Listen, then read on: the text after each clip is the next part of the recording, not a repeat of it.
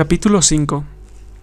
Durante la permanencia de Belzú en La Paz, que se prolonga hasta marzo del año siguiente al de los sucesos referidos, su popularidad alcanza grados febriles en el ambiente de la ciudad y las provincias inmediatas, pero al mismo tiempo, los partidarios de Ballivián y de Velasco promueven en Oruro, Cochabamba y Potosí serios estallidos de reacción que las masas belcistas, sin otro mando de su propia iniciativa, ni más pertrechos que los leños a su alcance, sofocan conscientes de que ese es su deber sagrado e ineludible, en aras de la verdadera libertad. Cuando por esos mismos días Belzú sale de La Paz con el propósito de restituirse a la capital de la República por la vía de Cochabamba, antes de las 24 horas de su partida, se subleva uno de sus batallones y proclama al vencedor de Ingavi. Entonces le llega al pueblo paceño el turno de abatir por su cuenta a los insurrectos, en una jornada memorable por el coraje de estos y la heroicidad de aquel.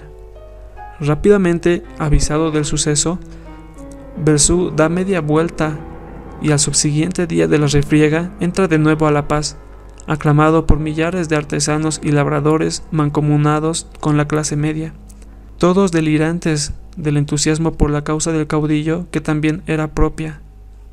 Saquillos de monedas de plata recién acuñadas en Potosí, que el ídolo agradecido arroja a puñados desde los balcones de la casa presidencial, constituyen la recompensa inmediata a la bravura y lealtad de sus adictos, entre los que se encuentran, mimetizados como siempre, innúmeros pescadores en río revuelto.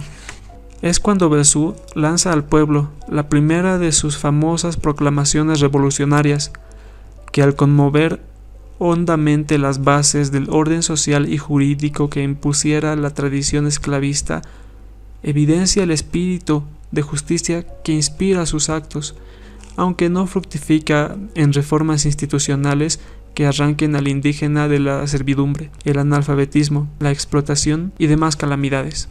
La arenga presidencial, torcidamente interpretada por la multitud compuesta en mayor número de gente ignara, causa efectos deplorables.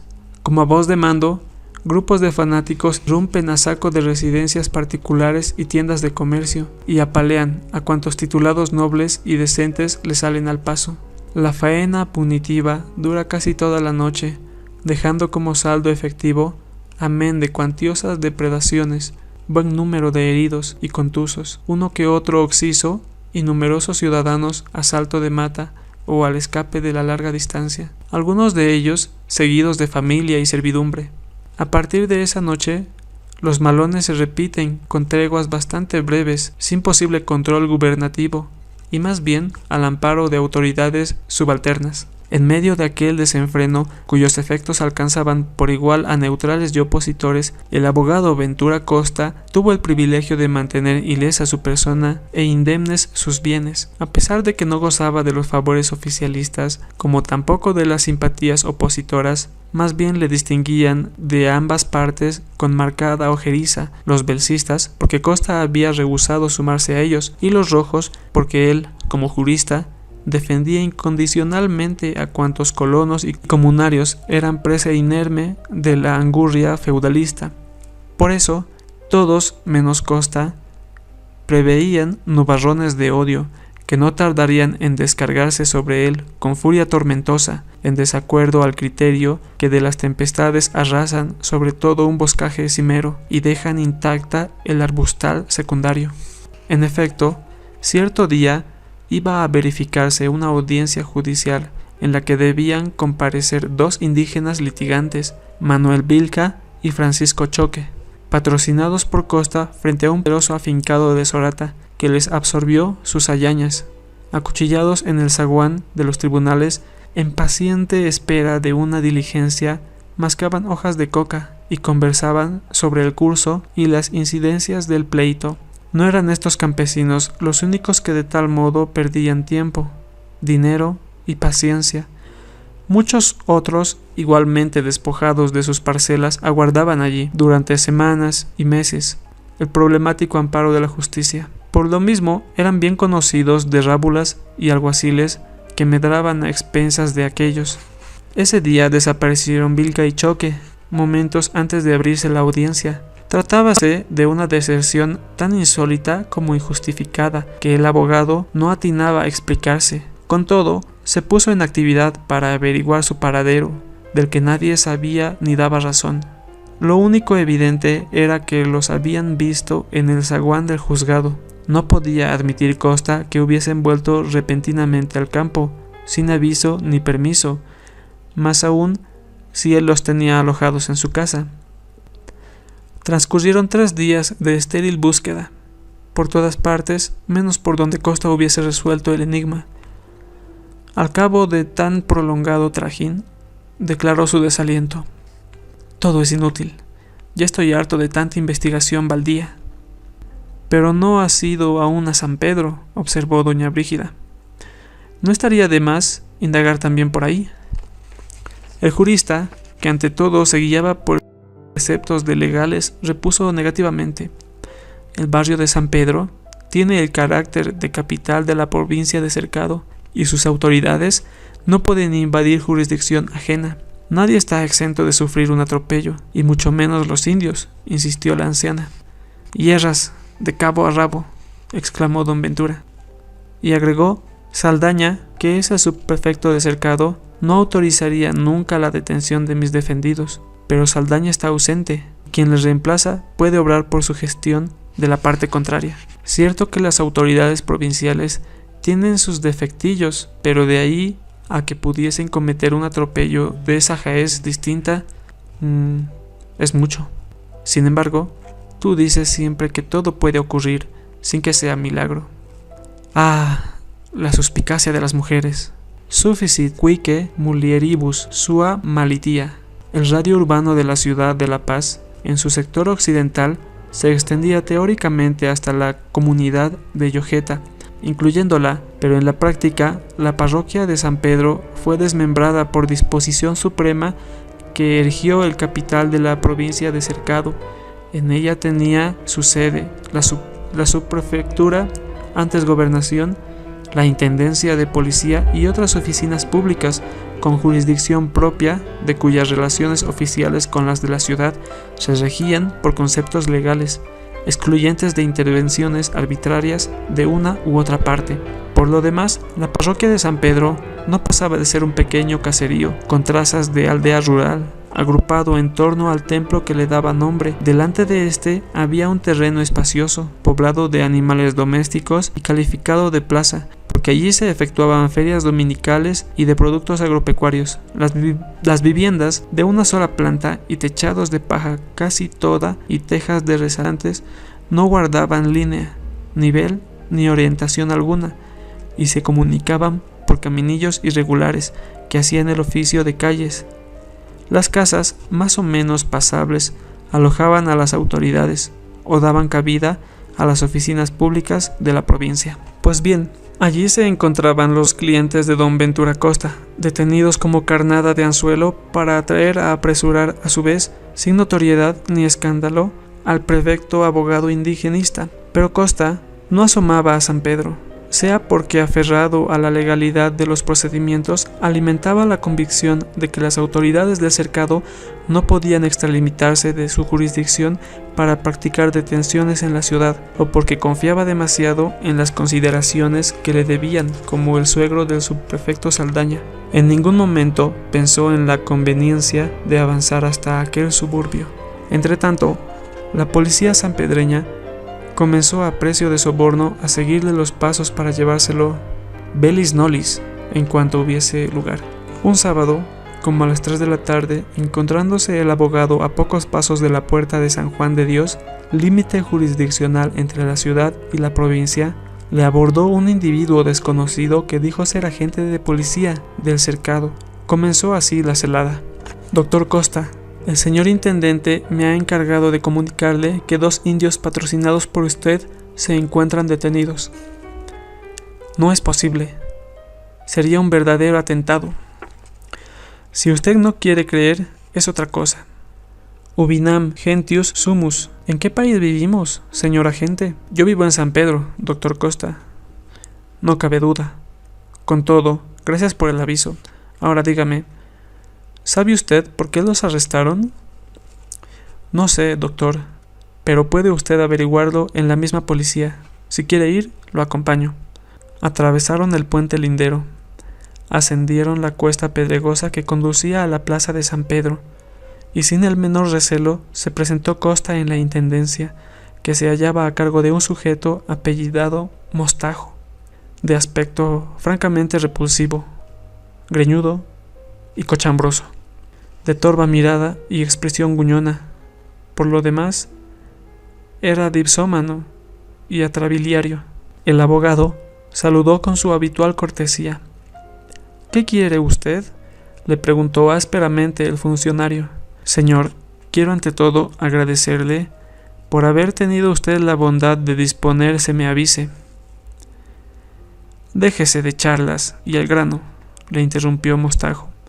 «Quiero decir que están detenidos en esta policía 2 labradores». «Bueno, con usted van a ser 3», cortó de nuevo el sayón, sin parar, mientras en la grosería prosiguió Costa. «Yo soy defensor de ellos ante la justicia ordinaria y... ahora que lo defiendan ellos», vociferó Mostajo, y avanzando hacia la pieza contigua ordenó: «Sargento, métalo al arresto hasta nueva orden». ¿A mí? ¿A mí me han de arrestar? ¿Por qué motivo o con qué razón?, protestó en balde. «Porque me da la gana», fue la respuesta inapelable. «Sepa usted que soy el doctor Ventura Costa», arrebatándole el bastón que enarbolaba tronó el intendente. «¿Qué Ventura ni qué Costa? Adentro, si no quiere que lo muela a palos», y le dio un violento empujón hacia la puerta interior. «Non est quod timeam», exclamó Costa, alardeando de valor civil. El sargento dio fin a la escena, llevándose por delante al latinista, que a más por preso quedó incomunicado. En distintas celdas del mismo local se hallaban también varios ciudadanos conocidos, que según informes oficiales habían abandonado voluntariamente la ciudad. Ya de noche, en el galpón que servía de cuartel, gendarmes y civiles del servicio policiario se dieron a festejar la víspera de domingo, costumbre arraigada que consistía en la ingestión desmedida de duraznillo u otros aguardientes no menores ruines, cuyos efectos nocivos no tardaron en manifestarse con creciente exacerbación, tal que las notas de las desvencijadas guitarras que, rasgueándola, se turnaban diestros y aprendices, perdíanse con el estentor de las voces que coreaban esta copla de actualidad: «Viva Bolivia con Belzú, viva Bolivia Redentor, sobre la leva el poncho, el cholo sobre el doctor». Cierto que los cantores hacían estrechos paréntesis al solo objeto de remojar el garguero. Entretanto, los presos escuchaban también, a través del ventanuco enrejado que había en la celda, la algazara externa de los juerguistas ambulantes que se desgañitaban en desconcertado coreo de este pasacalles alusivo al Tata Belzú. «Para mi cholita, un poco de amor. Para mi tatita, todo mi valor». ¿Quién dijo que no, sabiendo que sí? «Tatita Isidoro, yo muero por ti». Desolada por la inexplicable ausencia de su esposo, doña Brígida no pudo menos de darse a incierto ambulaje callejero en procura de alguna noticia que aclarase el misterio. Luego de errar sin rumbo ni descanso, concibió una idea que le pareció feliz: despojarse de escrúpulos, por intermedio de Casilda, demandar el influjo del capitán Saldaña. Por primera vez visitó a su hija desde aquella noche borrascosa en que altercaron el doctor Costa y su yerno, pero bien pronto perdió la más valedera de sus esperanzas, porque el capitán se había ausentado de la ciudad varios días antes de que su suegro se perdiera de vista, y la subprefectura de Cercado estaba desde entonces interminantemente en manos del intendente de la policía provincial, teniente Mostajo. Empero, Casilda superó este contratiempo, no menos acongojada que su madre, pero sí con mayores recursos políticos, pero en jugo de diligencias más eficaces. Gozaba de los respetos y consideraciones que merecía la esposa de un aguerrido oficial de Belzú, y las autoridades que se complacían en atenderla con esmero. Sin embargo, madre de hija hubieron de resignarse a prolongada inacción, pues que no había funcionario superior ni subalterno que renunciase a cumplir íntimamente el inconcebible criterio popular de sábado, domingo, lunes y copas de botellas comunes. 2 leales amigos de Costa colaboraron eficazmente en la investigación, Salcedo y Mejía, quienes, a pesar de que pertenecían a la clase social acosada, mantenían vinculaciones verdaderas con algunos personajes de la situación. Con tal ayuda, consiguió Casilda descubrir al término de 2 días el lugar donde su padre se encontraba a buen recaudo, mas no pudo conseguir de pronto su libertad, porque Mostajo la denegó, esgrimiendo de pretextos de no tener facultad para ello, que dependía exclusivamente de la decisión de su subprefecto titular, ausente a la sazón. Pero señor, yo soy la esposa del capitán Saldaña, y el doctor Costa es mi padre, argumentó Casilda. En cambio, yo dependo de su marido, y tengo deberes más estrictos que los de usted, fue la torpe respuesta de Mostajo. Comprendió Casilda que la terquedad del inminente era irreductible y optó por recurrir ante el prefecto del comandante general del departamento, coronel Romualdo Villamil, cuya ecuanimidad era de todos reconocida. En efecto, sabía que no autorizaba ningún atropello, ningún exceso de autoridad y que, cuantas veces se producían estos, no tardaba en rectificarlos. También en el caso de Costa evidenció el prefecto Villamil su rectitud frente a la arbitrariedad de un subalterno irresponsable. Ordenó, pues, la inmediata liberación del abogado y sus defendidos, y como no podía Mostajo contrariar a un superior de tan elevada jerarquía, quiso por lo menos retardar la salida del preso, que por cierto ignoraba aún las gestiones que se realizaban en su favor. Tan solo a Casilda le estaba reservando el privilegio de reclamar el cumplimiento de la orden superior. Ni Mejía ni Salcedo podían secundar la petición, a menos que tentasen el atribuir de quedar tan presos como el doctor. Cuando más, y muy respetuosamente, se animaban a preguntar si Costa se hallaba ya libre, y Mostajo mentía respondiendo que sí. Por fin, ya puesto el sol y cuando no quedaba a la vista ninguno de los reclamantes, Mostajo dispuso a la suelta del abogado. Luego llamó al sargento de guardia, el mismo que 2 días antes acogotara a Costa, y le ordenó: sígalo disimuladamente hasta el límite jurisdiccional y antes de que gane el puente, métale palo. Pero cuidado con que se le vaya la mano y lo deje tieso. Las malas lenguas podrían decir que nosotros hemos asesinado, y es seguro que el prefecto les daría crédito. Pierda cuidado, mi teniente. Encaminóse el sicario en seguimiento de Costa, con la fruición que este género de comisiones causa a los de su oficio. Al terminar la bajada de San Pedro, el sargento se encaró al abogado. «Usted me ha insultado en la policía», le imprecó a modo de provocación. Costa lo reconoció, indignado, y como única defensa ante el privilegio inminente repuso con energía: «Vade retro, villanus». Pero fue inútil el clásico rechazo, porque el villano lo emprendió a golpes de cachiporra.